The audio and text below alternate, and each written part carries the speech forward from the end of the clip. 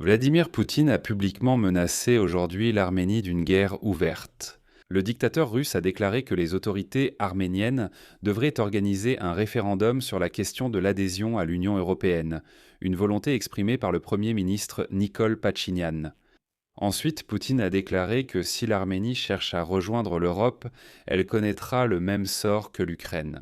Parce que la Russie ne pourra pas simplement laisser partir ce pays de sa sphère d'influence et est prête à imposer sa volonté par la guerre. Et il convient de noter ici que l'Arménie ne fait pas que se rapprocher de l'Europe, elle quitte également les alliances clés de la Russie, à savoir l'OTSC et l'UEE. Dans cet épisode, nous allons analyser toute l'histoire du conflit entre Erevan et Moscou et voir dans quelle mesure les menaces de Vladimir Poutine sont réelles. Je suis Alexei Petchi, discutons de ce sujet. Mais avant de commencer, je vous demande de vous abonner à cette chaîne YouTube, de liker cette vidéo, de laisser n'importe quel commentaire sous cette vidéo et de vous abonner à ma chaîne Telegram. Petchi News, le lien se trouve dans la description de cette vidéo. Nous y publions des actualités en temps réel dès qu'elles arrivent. Alors reprenons. Vladimir Poutine a affirmé que les autorités arméniennes devraient organiser un référendum sur l'adhésion à l'Union européenne. Et ensuite, je vais donner un exemple révélateur. Имперца Путина. Ce serait juste, tant pour la population que pour nous, en tant que principal partenaire économique, de prendre une décision le plus tôt possible, par exemple en organisant un référendum. Ce n'est pas notre affaire, mais il serait logique d'organiser un référendum et de demander aux citoyens arméniens quel serait leur choix. Alors on pourrait envisager une séparation douce, civilisée et mutuellement bénéfique. Et là, n'importe quel psychologue vous dira que tout ce qui a été dit avant mai n'a absolument aucune importance. Voilà que Vladimir Poutine dit que ce n'est bien sûr pas. Et ensuite, Poutine a souligné que la guerre contre l'Ukraine a commencé, je cite, avec l'adhésion ou la tentative d'adhésion du pays à l'UE. Voilà une telle révélation. Selon lui, à la suite d'une série d'événements et du refus du président Viktor Yanukovych de s'intégrer à l'UE, un coup d'État a eu lieu en Ukraine, ce qui a conduit à la Crimée. L'histoire de la Crimée, la position du sud-est de l'Ukraine et finalement les actions militaires. C'est pourquoi il ne faut pas aller à l'extrême.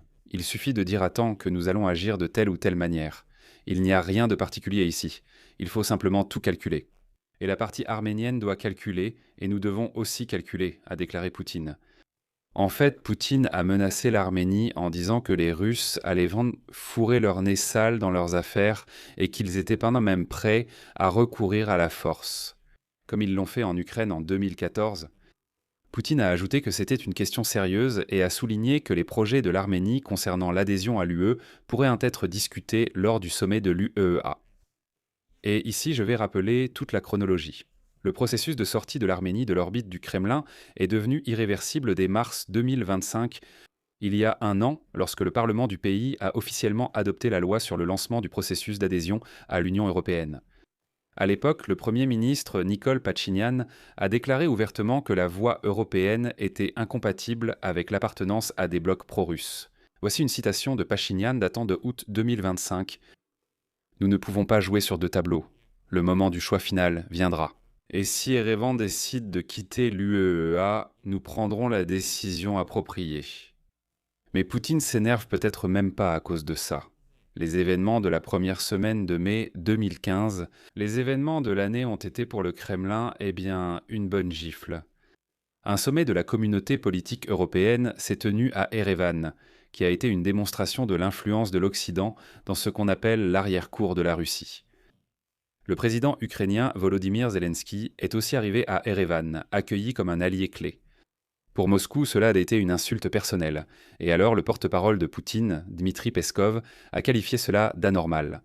Et l'ivrogne en chef du ministère des Affaires étrangères de la Fédération de Russie, Machka Zakharova, a accusé Erevan d'agir contre la sécurité de la Russie. Et maintenant, Vladimir Poutine a rappelé que la Fédération de Russie reste le principal partenaire commercial de l'Arménie. C'est vrai, près de 40% des échanges commerciaux faisant allusion à un blocus économique total. Il est important de noter qu'il existe bien une dépendance. La dépendance de l'Arménie au gaz russe et la gestion de la centrale nucléaire de Metsamor, les principaux leviers de pression de Moscou sur Erevan. D'un autre côté, Moscou a déjà officiellement reconnu que l'OTSC ne protège plus l'Arménie. La présence de conseillers militaires français à Erevan, dont Emmanuel Macron a parlé lors du sommet, est interprétée par le Kremlin comme une intervention. Autrement dit, l'Arménie se retrouve à une étape de transition. C'est vraiment une étape dangereuse. Au Dixmé, l'Arménie est à un pas de la sortie officielle de l'UE et de l'OTSC. Mais soyons clairs, elle n'est pas encore sortie. Vladimir Poutine a posé un ultimatum. Soit Erevan arrête l'intégration européenne par le biais d'un référendum, dont Vladimir Poutine espère évidemment influencer le résultat. Soit la Russie lance un scénario de déstabilisation, similaire à ce qui s'est passé en Ukraine en 2014. Mais Erevan le comprend aussi. Il mène des négociations avec l'Europe afin que la transition soit moins douloureuse. Mais il ne faut pas considérer l'Arménie comme faible, parce qu'en ce moment, ces Russes prétentieux crient là-bas pour savoir pour qui l'Arménie se prend. Ce matin, le bureau du Premier ministre arménien Nikol Pachinian a publié une déclaration concise mais ferme en réponse à l'ultimatum de Poutine. Premièrement, le refus d'organiser un référendum. Erevan a indiqué qu'il ne compte pas organiser de référendum sous la pression de Moscou. Voici une citation du communiqué. L'Arménie est un État souverain.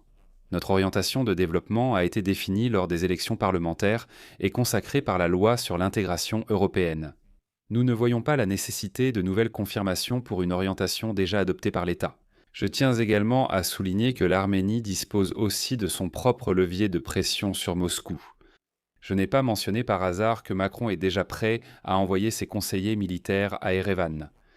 Des sources au sein du ministère des Affaires étrangères d'Arménie ont laissé entendre que si Vladimir Poutine, comme il l'a lui-même exprimé, veut un divorce, alors l'Arménie exigera le retrait complet de la 102e base militaire russe de Gyumri d'ici la fin de l'année 2026. Cela marquera la fin totale et complète de l'influence russe non seulement en Arménie, mais dans toute la région. Les amis, je vais mettre des points de suspension ici, mais je tiens à rappeler quelque chose à l'audience ukrainophone.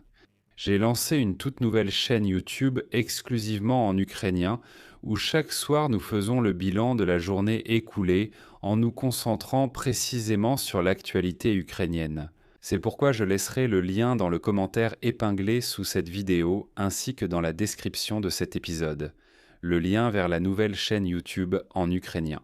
Allez-y, abonnez-vous si vous souhaitez tout de même voir les actualités en ukrainien. Dans les commentaires sous cette vidéo, écrivez votre avis, vos conclusions et, bien sûr, abonnez-vous à cette chaîne YouTube, mettez un like à cet épisode. Et si vous souhaitez soutenir le travail de cette chaîne YouTube, vous pouvez le faire financièrement avec n'importe quel don ou un abonnement de soutien payant, en utilisant les liens et les informations de paiement dans la description de cette vidéo ou via le code QR affiché à l'écran. C'est tout pour aujourd'hui. Prenez soin de vous. Au revoir à tous.